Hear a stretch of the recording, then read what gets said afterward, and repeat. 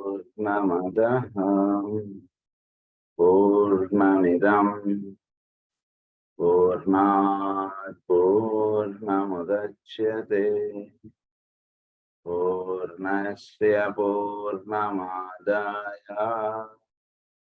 पूर्णमेवावशिष्यते। ॐ शान्ति शान्ति शान्तिः। असतो मा सद्गमय तमसो मा ज्योतिर्गमय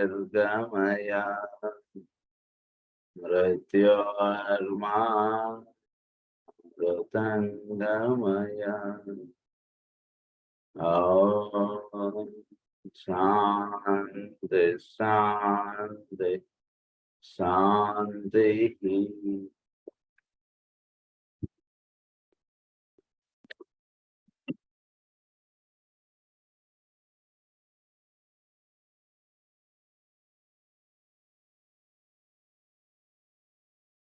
మనం లాస్ట్ క్లాస్లో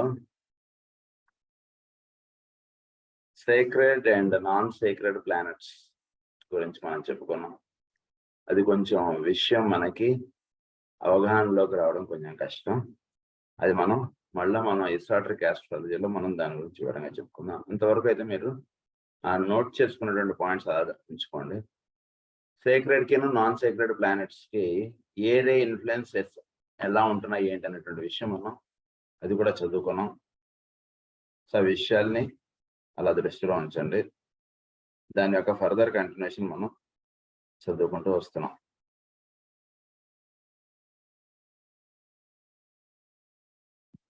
సో ఇక్కడ ప్రధానంగా మనకి సృష్టిలో పనిచేస్తున్నటువంటి ఈ సెకండరీ ఆస్పెక్ట్, థర్డరీ ఆస్పెక్ట్ మనకి ఇక్కడ ప్రధానంగా ఎక్స్ప్లెయిన్ చేస్తున్నారు. తద్వారా రెండు కూడా మానవుడి మీద ఎలా ప్రభావం చూపిస్తున్నాయి, మానవుడి యొక్క స్వభావ రీత్యా అనేటువంటిది ఒకటి. మానవుడిలోకి ముందు మినరల్ కింగ్డమ్ లో ఈ second ray aspect, that is the ray of the solar system, ఎలా పనిచేస్తుంది అనేటువంటి విషయం ఎక్స్ప్లెయిన్ చేసుకుంటూ వస్తున్నారు. మనకి ఇక్కడ మినరల్ కింగ్డమ్ లో ది పేర్స్ ఆఫ్ ఆపోజిట్స్ గా ఉన్నటువంటి దాని మధ్యలో పనిచేస్తున్నటువంటిది ది లవ్ ప్రిన్సిపల్ అన్నటువంటి విషయం మనకి ఎక్స్ప్లెయిన్ చేశారు. అలాగే ప్లాంట్ కింగ్డమ్కి వచ్చేటికి ఈ లవ్ ఆస్పెక్ట్ అన్నటువంటిది దానికన్నా ఉన్నటువంటి హయ్యర్ కింగ్డమ్కి అది చక్కగా ఒక ప్రేమ అన్నటువంటిది వెదజల్లడమే, యానిమల్ కింగ్డమ్కి అది ఒక చక్కటి ఆహారం అనేటువంటిది అందివ్వడం అనేటువంటి విషయంగా కూడా ఇక్కడ మనకి చెప్తున్నారు. దాని తర్వాత అది యానిమల్ కింగ్డమ్లో ఈ లవ్ ఆస్పెక్టే దానిలో ఏర్పడినటువంటి ఇన్స్టింక్చువల్ బిహేవియర్గా మనకి చెప్తున్నారు. ఆ విషయాలు మనం చదువుకుంటున్నాం. Love is not a sentiment. Love is the great principle of attraction, of desire, of magnetic pull, and that principle demonstrates as the attraction and the interplay between the pairs of opposites. This is the attractive principle that is working between two atoms or between two elements. So, conscious response is first made to the most potent and to the densest kind of attraction and matter, that of the mental kingdom. Dense as it is and heavy as is that type of vibration, it is nevertheless an expression of embryonic love. దీన్ని ఏమన్నారంటే mineral Kingdom లో ఉన్నటువంటి దాన్ని ఏమన్నారంటే embryonic love అన్నారు. The real aspect of love అనేటువంటిది densest manifestation లో చూసినప్పుడు దాన్ని మనం మినరల్ కింగ్డమ్ లో అది ఎలా తెలియబడుతుంది అంటే ఒక ఎంబ్రియానిక్ లవ్ అంటే ఏంటంటే జస్ట్ లవ్ ఆస్పెక్ట్ అంటుండేది అప్పుడే చిగురించడం అన్నటువంటి స్థితి. ఆ స్థితిగా అందులో ఎలా ఉంటుంది అది అంటే ఒక ఎలిమెంట్ ఇంకో ఎలిమెంట్ కి అట్రాక్ట్ అవ్వబడటంగా ఉంటుంది. అది అంటే that is also specific. Every element will not be attracted to the every other element. అది but this too is love one another. In the next kingdom and the consciousness of the vegetable world emerges, but this too is love. It responds more freely and reacts to a far wider range of contacts in the animal kingdom. So far wider range of the animal kingdom, చాలా plant kingdom లోనే చాలా stages, animal kingdom the. So far wider range of ఆ దీంట్లో ఉన్నటువంటి వాటికి కూడా ఇదే ఆహారంగా వెళ్ళి వాటికి బలం అన్నటువంటిది ఇస్తాం యానిమల్ కింగ్డమ్ కి, plant kingdom. Far wider range of contacts in the animal kingdom and the basic instinctual desire emerge and can be recognized. దాంట్లో ఎలా తెలియబడుతోంది యానిమల్ కింగ్డమ్ లో అంటే సో బేసిక్ ఇన్స్టింక్చువల్ బిహేవియర్ గా తెలియబడుతుంది. They in due time become the motivation of the life, yet still it is only the love of God which is manifested. దాని అంటే motivation of the life అన్నారు. Life యొక్క motivating principal గా చెప్పారు ఆ love aspect అంటే. ఏమిటిది life యొక్క మోటివేషన్ ప్రిన్సిపల్ అంటే?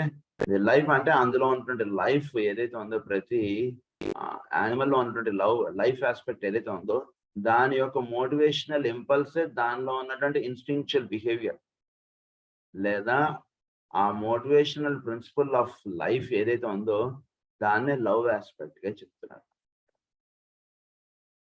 సో ఆ మోటివేషనల్ ప్రిన్సిపల్ ఆఫ్ లైఫ్ అనుకున్నది అందులో పనిచేస్తుండడం చేత నేను జీవించాలి అన్నటువంటి దానిలో ఒక ఇంపల్స్ యాక్టివిటీ అంటుండేది ఒకటి పనిచేస్తుంది. సో నేను ఉండాలి, నేను సేఫ్ గా ఉండాలి అంటుండేది. దాన్ని కొంచెం హైయర్ ఆస్పెక్ట్కి వెళ్ళేటికి దాన్ని మనం లవ్ గా చూస్తున్నాం. లోవర్ ఆస్పెక్ట్కి వచ్చేది దాన్ని ఇన్స్టింక్చువల్ బిహేవియర్ గా మనకి ఇక్కడ పరిచయం చేస్తున్నారు. It is love between the conscious life and conscious form. It is love between the pairs of opposites leading to an eventual synthesis or marriage. So the noun it is the love between the conscious life and conscious form.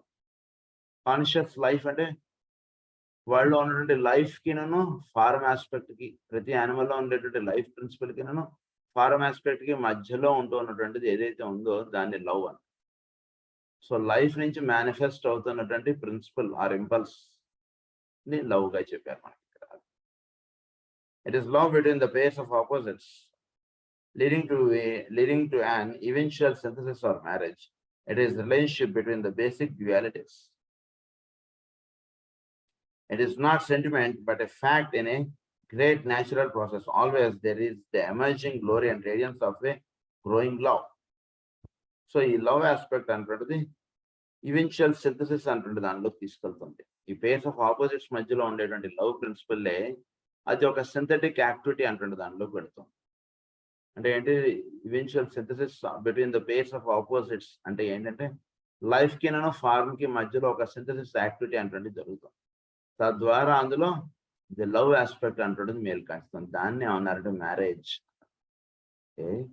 Relation that is being establish between the life and between the form aspect is called marriage. So దాన్ని ఇక్కడ marriage అన్నారు దాన్ని. So ఇది రాను పెరుగుతూ human కింగ్డమ్కి వచ్చేటికి where in love enters another plane అన్నారు. Then responsiveness and sensitivity and human sentimental reaction develop into a rudimentary mind. మానవుడిలో ఫస్ట్ అది సెంటిమెంటాలిటీ అంటుంటిదిగా ఉండి, అది మొదట్లో వాటిలో ఎలా ఉంటుందంటే తన వాళ్ళు కాబట్టి వాళ్ళని ప్రేమించడం, తను సంబంధించినటువంటి వాళ్ళు కాబట్టి వాళ్ళతో చాలా ప్రేమగా మాట్లాడటం, ఇలాంటివన్నీ వాళ్ళలో వచ్చి ఒక కంపల్షన్ గా ఒక లవ్ ఆస్పెక్ట్ అంటున్నటువంటిది వాళ్ళలో ఒక ఇదిగా ఉంటుంది మానవుల్లో. తద్వారా ఏమవుతుందంటే ఇది నా కుటుంబం, వీళ్ళకి నేను కావాల్సినంత నేను చేసి పెట్టాలి, వీళ్ళు నా వాళ్ళు అన్నటువంటి ఒక లోపల ఇన్హెరెంట్ గా ఆ క్వాలిటీ అంటుంటది లవ్ ప్రిన్సిపల్ అంటుంటది వాడికి పెట్టేస్తాం ప్రతి మానవుడికి. దాన్ని అది రూడిమెంటరీ లవ్ అన్నది. దాని నుంచి మానవుడు లవ్ ఆఫ్ అది హ్యూమన్ కమెన్సెస్ అన్నారు. Pleasure and pain being attracted enters into the intelligence. అది the consciousness of loving and being loved, of attracting and of being attracted enters through the door of intelligence and expands into the human state of awareness. So ఈ love principle అన్నటువంటిది attraction and being attracted అన్నటువంటిది it is being happening in man's life. అంటే ఈ love aspect అన్నటువంటిది మొత్తం మొత్తం ప్రపంచానికి ఇది మూలంగా నడుస్తుంది.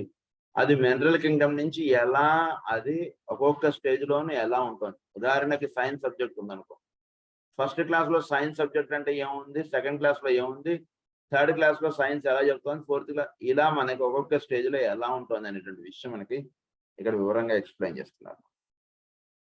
Responsiveness and sensitivity and human sentimental reaction develops into a rudimentary mind. The consciousness of loving and being loved, of attracting and of being attracted enters through the door of the intelligence and expands into the human state of awareness. Pleasure and pain becomes definite factors in unfoldment and the long agony of humanity comes. So pleasure and pain, ఈ రెండు ఉంటుంటాయి మానవుడికి. ఇదంతా ఏంటి? ప్లెజర్‌కి, పెయిన్‌కి ఏంటి తేడా అండి? First ఏదైతే పెయినో అది ఈ ప్లెజర్, పెయిన్ ఇది ఏంటంటే స్లోగా అన్‌ఫోల్డ్‌మెంట్ వాళ్ళలో జరుగుతున్నటువంటి విషయంగా చెప్పబడినప్పుడు దాన్ని ప్లెజర్ అండ్ పెయిన్‌గా చెప్తున్నారు. ఏదైనా సరే అది పెయిన్‌ఫుల్‌గా ఎప్పుడు ఉంటుంది? దానిలో పూర్తిగా మానవుడు విచ్చుకున్నప్పుడు అది చాలా పెయిన్‌ఫుల్‌గా ఉంటుంది. దానిలో పూర్తిగా విచ్చుకున్నప్పుడు అది పెయిన్‌ఫుల్‌గా ఉండదు. It's also a pleasure. ఉదాహరణకు కష్టాలొచ్చాయి. ఉదాహరణకు రామదాస్ గారికో లేదా త్యాగయ్యకో వచ్చినటువంటి కష్టాలు వెళ్ళి ఏమంటే మీ కష్టాలుగా చాలా ఎక్కువగా ఉన్నట్టున్నాయి. మరి ఏంటి సార్ ఏంటంటారు మీరు అని అంటే, ఏం లేదండి ఇదేం కష్టమేం కాదండి ఇది.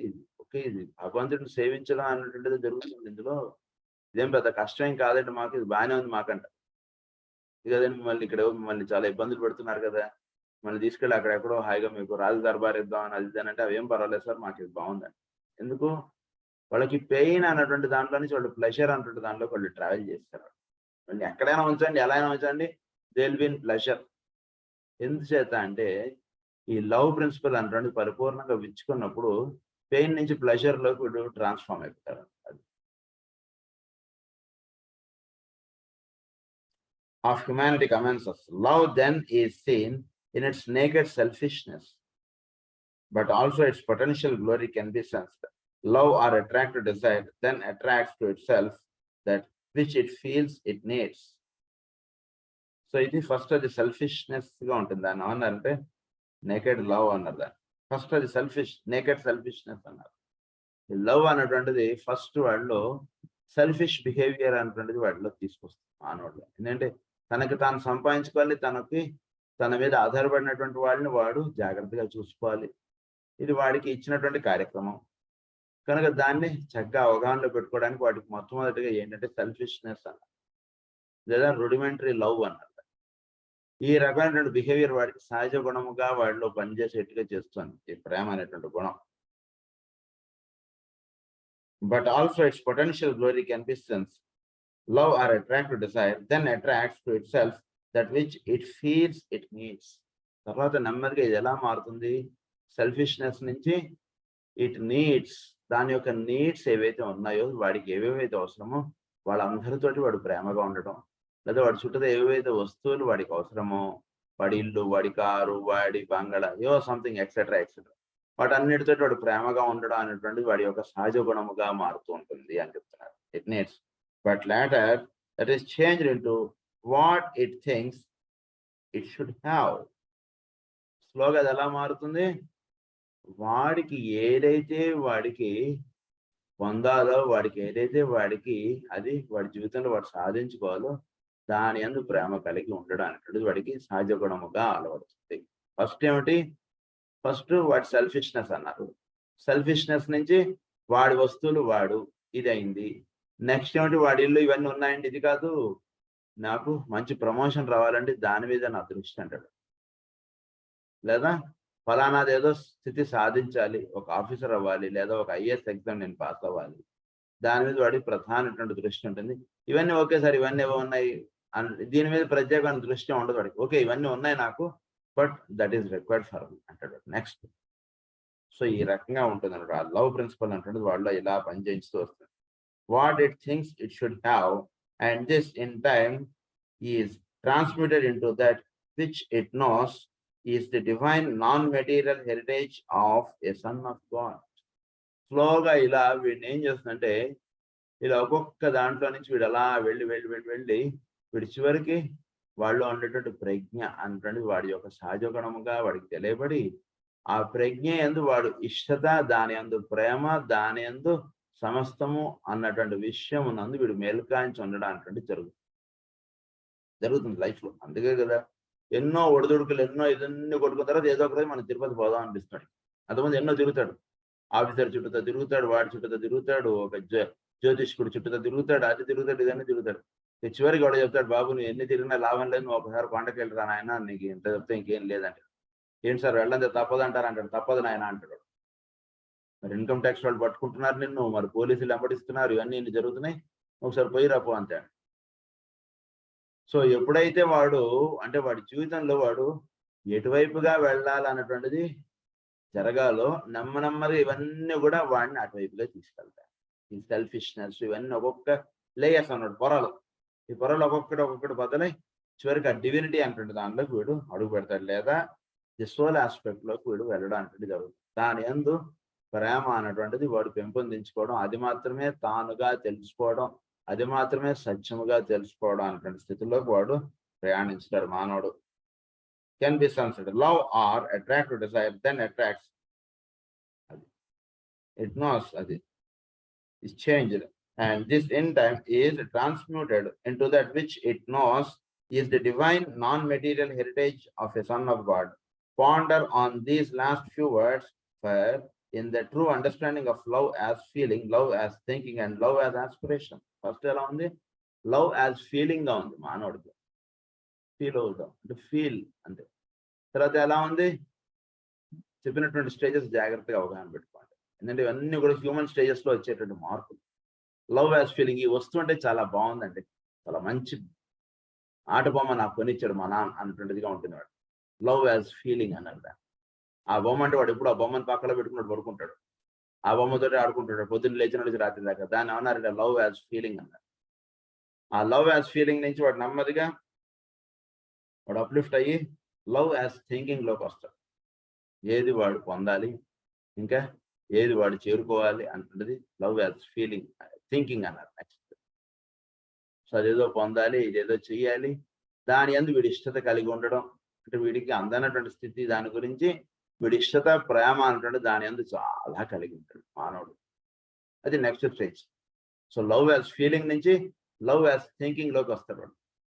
ఆ థింకింగ్ లోకి వచ్చిన తర్వాత వాడు అదేదో పొందిన తర్వాత దాని వలన వాడు సంపూర్ణమైనటువంటి ఆనందం పొందలేకపోవడం, ఇంకా పైన ఏదో స్థితి వీడు పొందడం అంటాడు. వీడు ఇలా జరుగుతుంది, జరుగుతూ చివరికి లవ్ యాజ్ ఆస్పిరేషన్ అన్నారు. ఆస్పిరేషన్ అంటే భూమి మీద ఉంటూ ఉన్నటువంటి మానవుడికి ఆస్పిరేటివ్ స్టేట్ అంటే ఏంటంటే వీడిలో ఉన్నటువంటి ప్రజ్ఞ యందు వీడి ఇష్టత కలిగి ఉండడం, అది దాని యందు ఎంతో ప్రేమగా ఉంటాడు. అంటే సోల్ యందు వీడికి ఒక అట్రాక్టివ్ పవర్ అంటుంటుంది. వీడు సోల్ వీడిని అట్రాక్ట్ చేయడం అంటుంటే జరుగుతుంది లోపల. వీడు చేసుకున్నటువంటి సాధన వీడిని ఏం చేస్తుందంటే వీడు సోల్ యందు వీడు తెచ్చుకోవడానికి కావాల్సినటువంటి ఏర్పాటు వీడు చేస్తూ దాని యందు వీడు ఉండగలిగేటువంటి ఏవైతే పరికరాలు ఉన్నాయో, అంటే ఒక గుడికి వెళ్ళడం, ఒక విశ్వాసం చదువుకోవడం, ఒక పూజ చేసుకోవడం, ఇవన్నీ చేసుకుంటున్నప్పుడు చాలా ఆనందంగా ఉందండి. మళ్ళీ ఒక రోజు ఎప్పుడైనా మీరు విశ్వాసం పెట్టండి సార్, మనం చదువుకుందామండి అంటాడు. అంటే ఏమిటి, వీటన్నిటి వలన వీడు లవ్ యాజ్ ఆస్పిరేషన్ స్థితిలోకి వెళ్తున్నాడు. సర్వీస్ చేసాము, వైద్య సేవ చాలా బాగుంది, మళ్ళీ ఇంకో చోట ఎక్కడైనా వైద్య సేవ అంటే పిలవండి సార్, మేము కూడా వస్తాం మీతో పాటు అంటాడు. అంటే ఏమిటి, ఇవన్నీ చేయడం చేత వీడిలో తెలియకుండా వాడిలో ఉన్నటువంటి ప్రజ్ఞ వాడు వికసించడం అంటుంటే జరుగుతాం. దాన్ని ఏమన్నారంటే లవ్ యాజ్ ఆస్పిరేషన్ అన్నారు. అదేదో ఆ స్థితి అందు ఉంటే చాలా బాగుందండి. ఇదివరకు ధనం సంపాదించాలని చాలా అనుకున్నాను కానివ్వండి, సంపాదించాలని చాలండి లైఫ్కి, ఎంత సంపాదించితే మాత్రం ఎక్కడండి తృప్తి. అది కాకుండా అది అక్కడ కూర్చొని 10 మందికి అన్నం అలా వడ్డిస్తుంటే చాలా బాగుంది సార్, మనం ఎవ్రీ వీక్ పెట్టేద్దాం అండి, మనం అన్నదానం చాలా బాగుంటుందండి అని చెప్తాడు వాడు. ఎవ్రీ వీక్ అన్నదానం వాడు డొనేషన్ కూడా ఇచ్చేస్తాడు, కూర్చొని అక్కడ వడ్డించడం అంటుంటే చేస్తాడు. ఎందుకంటే ఈ పనులు చేయడంలో తెలియకుండా వాడు సోలి అందు వాడు విచ్చుకోవడం అంటుంటే జరుగుతుంది. ఆ ఏ కార్యక్రమాలు అయితే వాడికి సోలి అందు విచ్చుకోవడానికి తోడ్పడుతున్నాయో వాటి అందు వాడు ఎంతో ప్రేమగా వాడు వ్యవహరించడం అంటే జరుగుతుంది. దాన్ని ఏమన్నారంటే లవ్ యాజ్ ఆస్పిరేషన్. సో ఇది వాటిలో విచ్చుకోవడం అంటే జరుగుతుంది.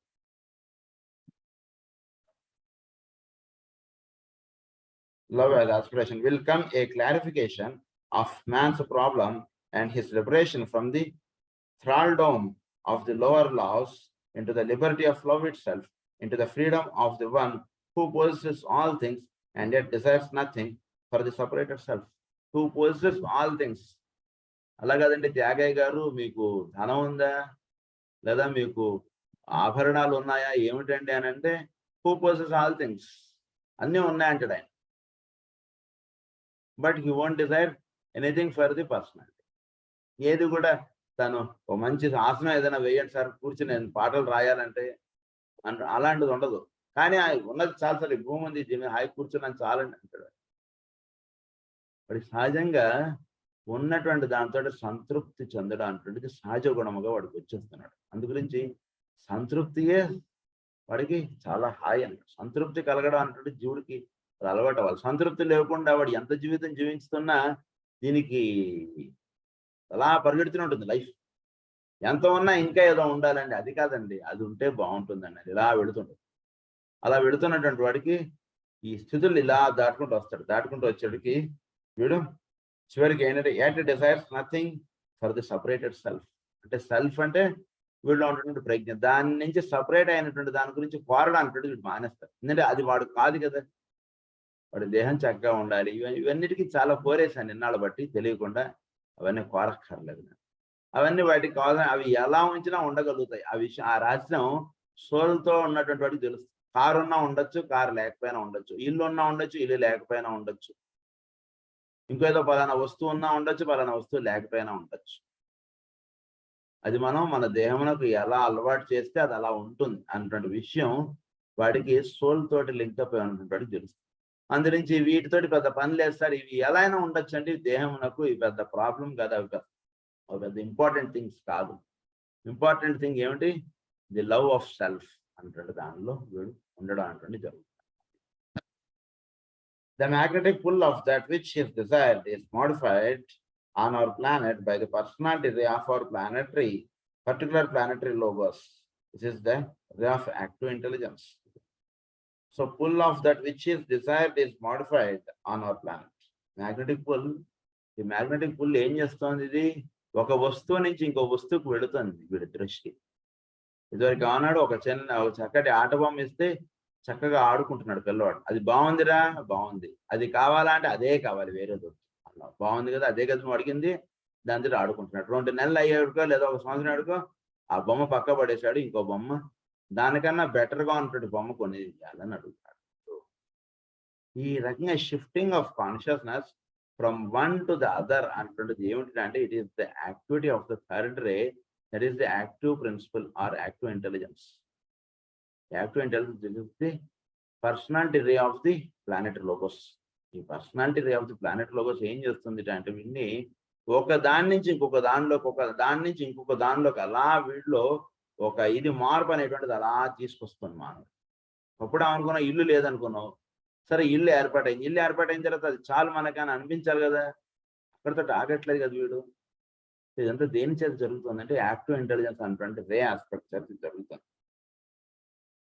And of selective adaptability అన్నారు. Just as every cell and atom in the human body is modified and conditioned by the egoic ray and the ray of each of the inner bodies, so every cell and atom in the body of the planet Logos is conditioned and modified by his outstanding ray influence, in this case his personality ray. In this conditioning influence is found a clue to the distress and agony and pain in the world today. This is called the distress, pain, agony అన్నారు. ఈ distress దేని చేత అంటే, because this is the personality ray of the planet. మన దేహంలో ఉండేటువంటి ప్రతి అణువు కూడా మన యొక్క దీని చేత అవన్నీ కూడా రెస్పాండ్ అవ్వడం ఎలా అయితే జరుగుతున్నాయో, ఈ ప్లానెట్ లోగోస్ యొక్క దాంట్లో మనందరం కూడా ఒక అణువులు లాంటి వాడు. అందునుంచి ప్లానెట్ లోగోస్ యాక్టివ్ ఇంటెలిజెన్స్ అన్నటువంటి దాని యొక్క పర్సనాలిటీ రేగా చెప్పారు. కాబట్టి ఈ పర్సనాలిటీ రే అన్నటువంటిది ఏం చేస్తుంది అంటే, మానవుడికి వాడికి డిజైర్స్ అన్నటువంటి ఒక స్టేజ్ నుంచి ఇంకో స్టేజ్కి అలా తీసుకెళ్తూ ఉంటుంది. దానివల్ల ఏమవుతుందంటే, అదేదో పొందాలి, పొందలేకపోతున్నాను, ఇదేదో చెయ్యాలి, చేయలేకపోతున్నాను, ఇలాంటివి అన్ని కూడా పెయిన్, ఎగోని, ఈ డిస్ట్రెస్ ఇన్ ద మైండ్, ఇవన్నీ కూడా రన్ అవుతున్నాయి వీటికి అని చెప్తున్నారు.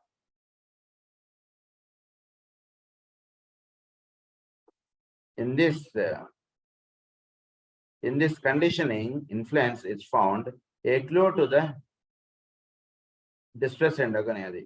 The planet Logos of our Earth is primarily conditioned by a cosmic ray, to be sure, but not by his egoic ray. conditioned by a cosmic ray, but not by his egoic ray. Planetary logos యొక్క egoic రే చేత అది condition అవ్వడంగా కాకుండా ఈ planet cosmic రే యొక్క influence లో ఇది ఎక్కువ పనిచేస్తుందండి అని చెప్తాను. కాస్మిక్ రే ఏమిటి? That is the ray of love, secondary aspect అంటే దీని మీద పనిచేస్తుండడం చేత ఇది ఇలా మారుకుంటూ వస్తుంది.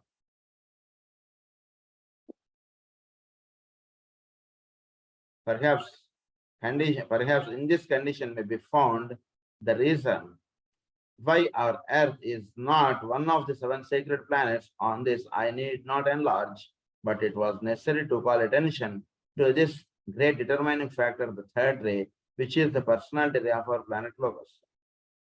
It is the personality ray of our planet Logos, but it is not being guided by the egoic ray of the planet Logos. And the reason they non-sacred planet అని అన్నారు.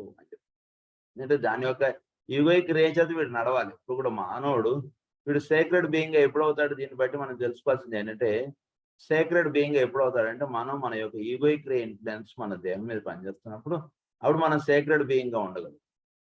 లేకపోతే ఏమవుతాం? మనం కూడా మన పర్సనాలిటీ రే యొక్క దీంట్లో మనం పనిచేస్తున్నంతసేపు మనం కూడా ఒక నాన్ సేక్రెడ్ బీయింగ్ గా ఉంటాం. ఏదో ఉంటాం 10 మందిలో, సామెత అంటారు కదా, 10 రాళ్లలో ఒక గులకరాయి ఏదో అంటారు సామెత, అలా ఉండిపోతాం.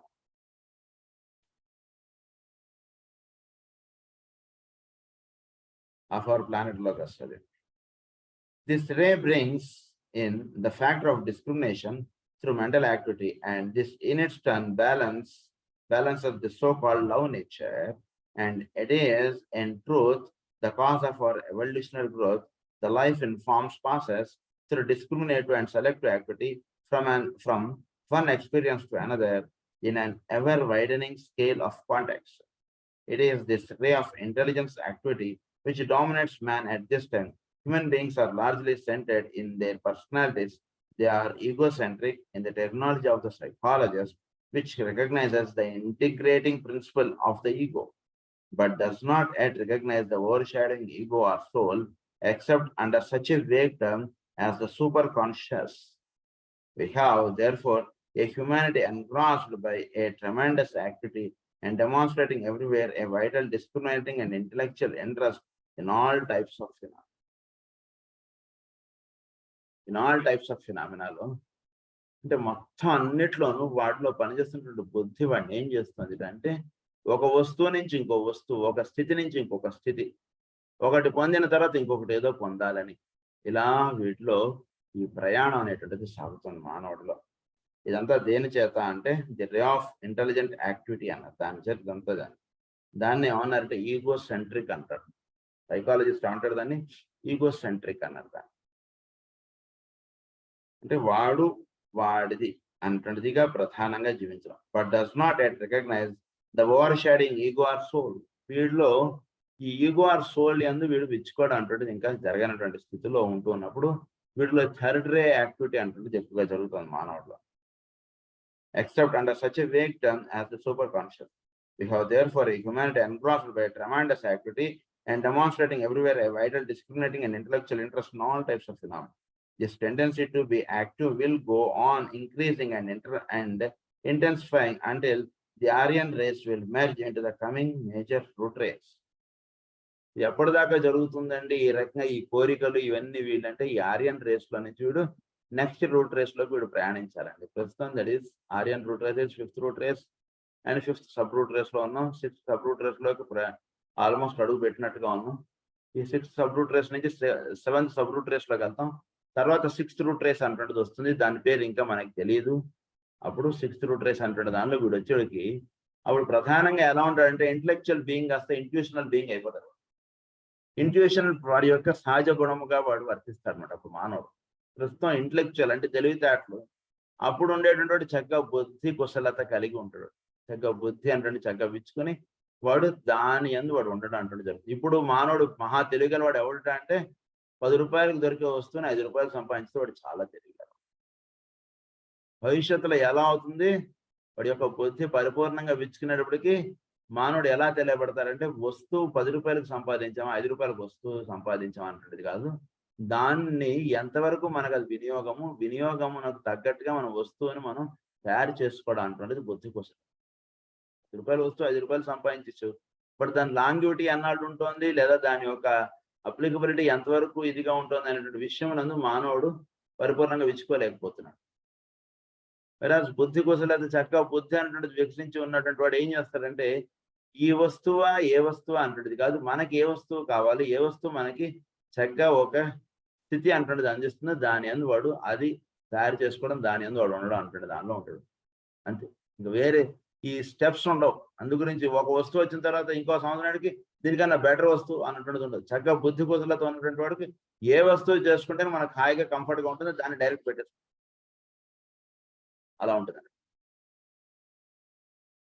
సో అది ఇంట్యూషనల్ ప్లేన్ లో గడిపోతాడు వాడు మానవుడు. ఇంట్యూషనల్ ప్లేన్ వాడి యొక్క సహజ గుణముగా వర్తిస్తుంది. కనుక ఇప్పటికి కూడా మనం జాగ్రత్తగా గమనించుకుంటే ఎంతో మార్పులు అనేటువంటి మనం చూడొచ్చండి.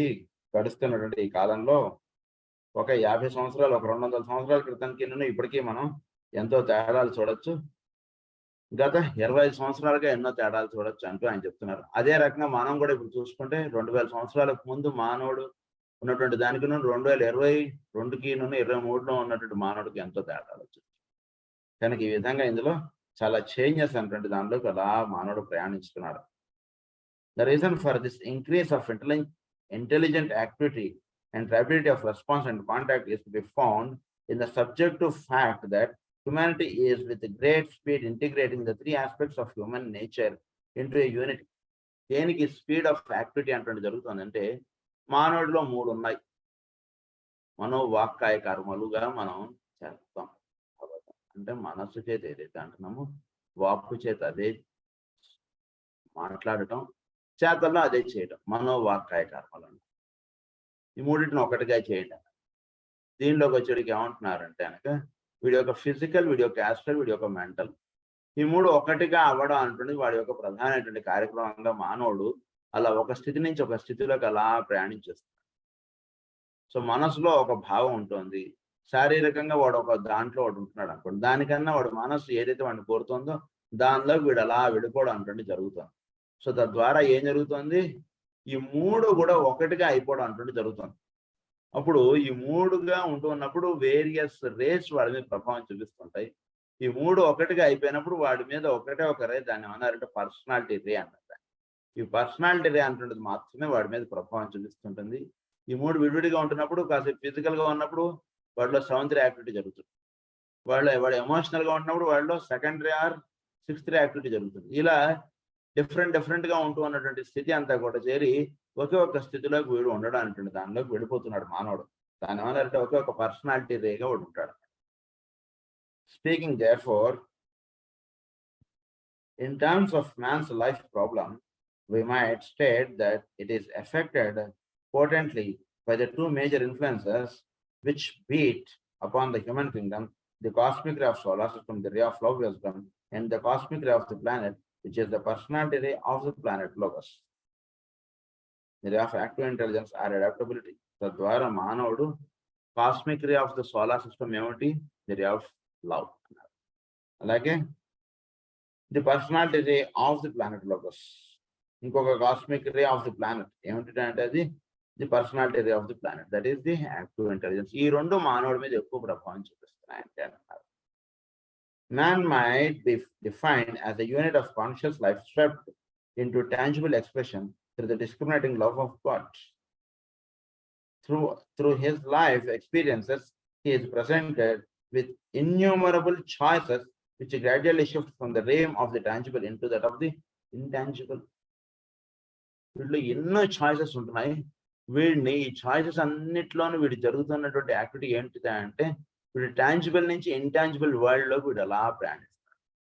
అది జరుగుతుంది మానవుడిలో తెలియకుండా యాక్టివిటీ అంటే జరుగుతుంది.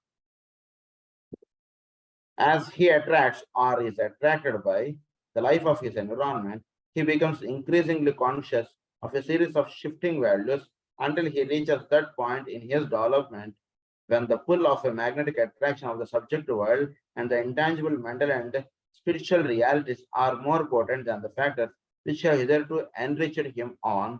His sense of values is no longer determined by so వీటిలో ఈ మ్యాగ్నెటిక్ పుల్ ఆఫ్ సోల్ అంటే వీటిలో బాగా జరగాలి. దాని అన్నట్టు సబ్జెక్టు అన్నారు. ఈ సబ్జెక్ట్ వరల్డ్ లో ఒక మ్యాగ్నెటిక్ పుల్ అంటున్నది అలా విడిపాలి. అది జరుగుతుంది మానవుడికి. ఈ అప్లిఫ్ట్మెంట్స్ ఇలా వెళుతుండడం, ఇలా ఒక దాంట్లో నుంచి ఒక దానిలోకి ఇలా వెళుతుండడంలో ఒక మ్యాగ్నెటిక్ పుల్ అంటున్నది అలా వెళ్ళిపోతుంది. వెళ్ళిపోయి చివరికి ఆ సోల్ అంటున్నది వీడిని అలా మ్యాగ్నెటిక్ పుల్ గా లాగుతుంది. ఈ లాగుతున్నటువంటి దాన్ని వీడు ఎలా అర్థం చేసుకుంటాడంటే, జీవితం ఎన్నో కష్టాలుగా సాగుతోందండి అంటాడు మానవుడు.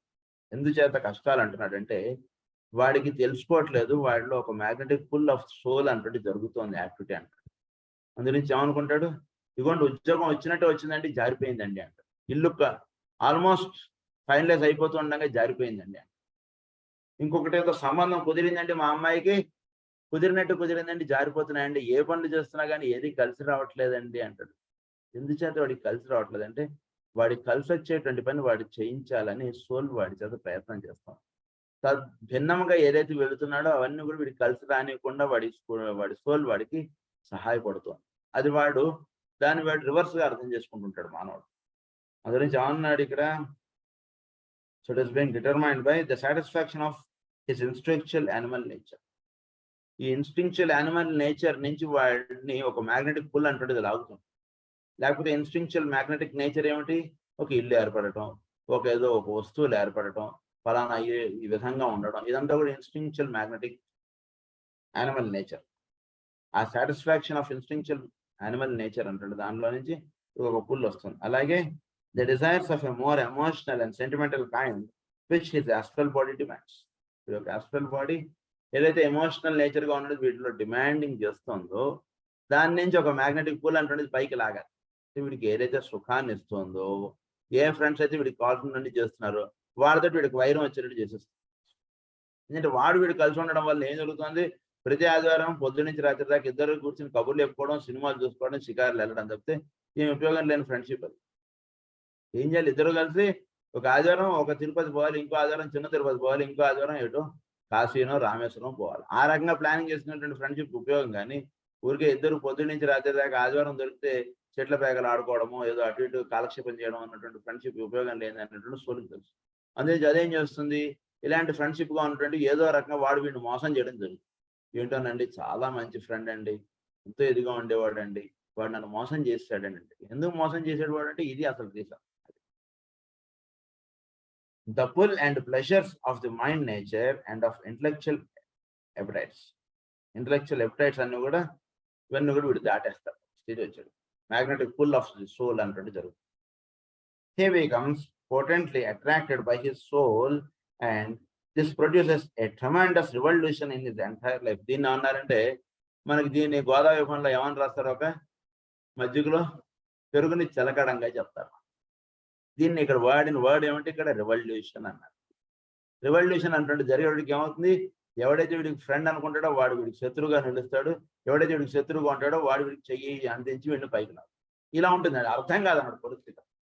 పూర్తిగా గందరగోళంగా వెళుతుంటుంది జీవితం. అసలు ఏమి బోధపడదు, అసలు ఎట్లా వెళుతుంది, ఏంటి అసలు ఏంటంటే ఇంత ఘోరం మరి అన్నటువంటిదిగా ఉంటుంది. ఎంతో ప్రాణంగా ఉన్నటువంటి స్నేహితుడు టక్కని వీడిని మోసం చేసేసాడు. వీడు అన్నమాట కాదనేసాడు, వీడి వైపు ఉండని అన్నేసాడు. ఇంత ఘోరం. వాడికి ఎంత చేశాను సార్ నేను, ఏంటి ఆఫ్టర్ ఆల్ సింపుల్ థింగ్, మా ఇంట్లో ఏదో చిన్న తగులాట అయితే నా వైపు నుంచి మాట్లాడరు నాయన, మా అన్న ఏదో నన్ను అరుస్తున్నాను, ఏదో వీడు అన్నాడు ఉదాహరణ, నేను రాను అనేసాడు. ఏమిటి వాడికి ఎంత చేశాను సార్ నేను అంటాడు. అది జరిగిపోతున్నాడు. రివల్యూషన్ అన్న వర్డ్ వాడారు ఆయన ఇక్కడ. This revolution is happening now on such a universal scale in the lives of individuals in the world that it is one of the main factors producing the present potence of experimental ideas in the world of modern times. Experimental ideas ఇదంతా కూడా ఒక experiment. మానవుడిని ఒక experiment world లో ఉంచుతాను సృష్టి. ఈ experiment world లో వీడి నుంచి తద్వారా వీడిని ఆ సోల్ ఆస్పెక్ట్ లోకి విచ్చుకోవడానికి జరుగుతుంది. ఎక్స్పెరిమెంట్ అంటే మనం చదువుకున్నాం గతంలో.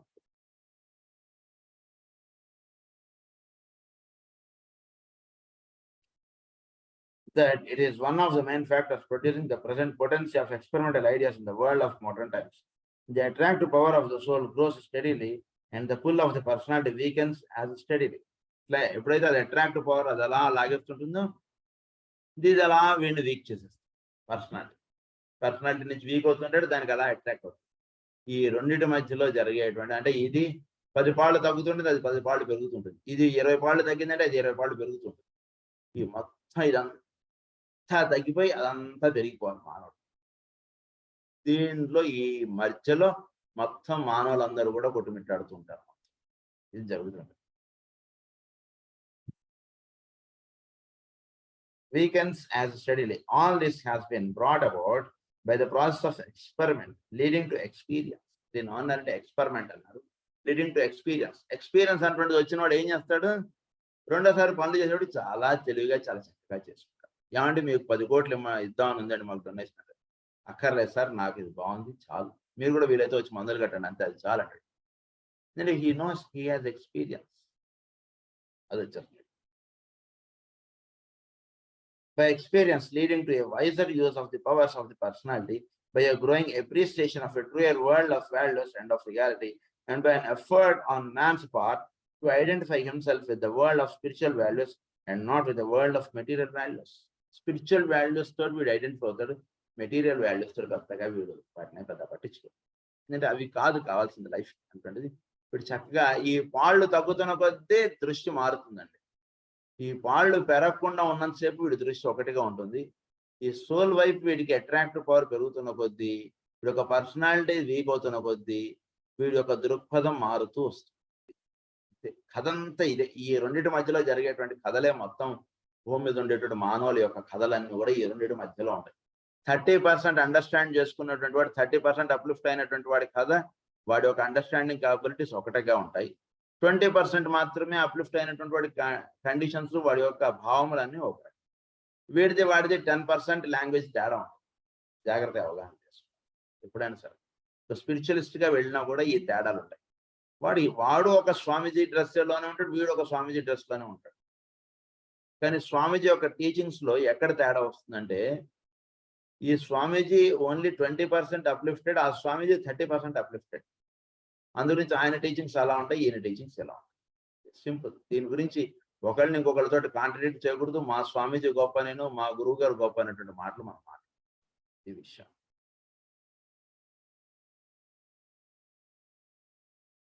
A world of material values, the world of meaning and of causes becomes gradually the world in which he finds happiness.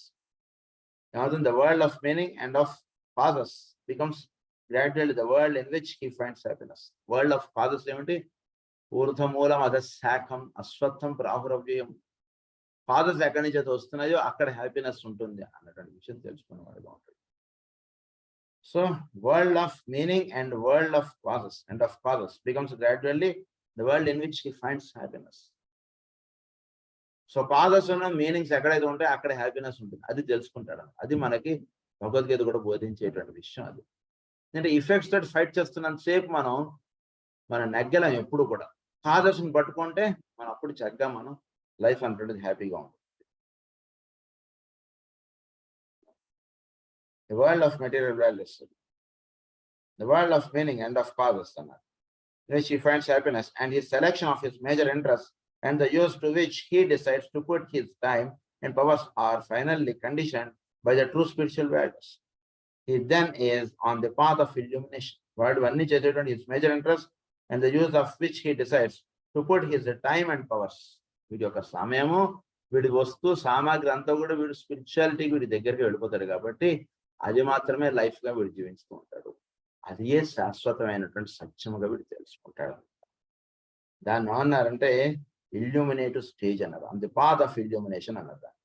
I have sought to express the effects of these two major race influences in terms of mysticism and philosophy, but in very truth, all that I have here said could be expressed scientifically and in terms of scientific formulas if man were mentally equipped to appreciate them. But this is not yet possible. దీన్ని scientific గా కూడా explain చేసుకోవచ్చు, కానీ అది మానవుడు understanding capabilities వాడికి అంతగా improve అయ్యి ఉంటే అప్పుడు వాడికి బోధపడుతుంది, లేకపోతే బోధపడదు. కాబట్టి అటువైపుగా నేను ఎక్స్ప్లెయిన్ చేయట్లేదు, లేదా ఇదే విషయాన్ని సైంటిఫిక్ గా కూడా చెప్పుకోవచ్చు అండి అంటున్నారు.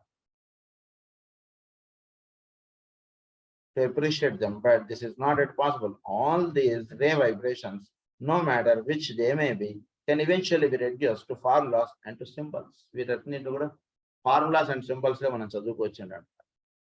Reaction to environment, sensitive response to the ray influences which govern and express themselves through the forms which compose man's environment, a growing power to discriminate between energies and forces. So వీళ్ళు స్థితులు అనేటువంటి చక్కగా వీడు దాటుకుంటూ వెళుతున్నప్పుడు వీడికి చక్కగా energies కి ఫోర్సెస్ కి వీడికి తేడా తెలుస్తుంది. Energies are different, forces are different. మన చుట్టూ ఎన్నో ఫోర్సెస్ మనకు పనిచేస్తుంటాయి, మన కిందకి లాగేస్తుంటాయి, మన పక్కకి లాగేస్తుంటాయి. అవి ఎటువైపు ఉన్నాయి అటువైపు మనం చుట్టూతో ఉన్నటువంటి మానవులు ఫోర్సెస్ గా మన చుట్టూతో ఉంటారు.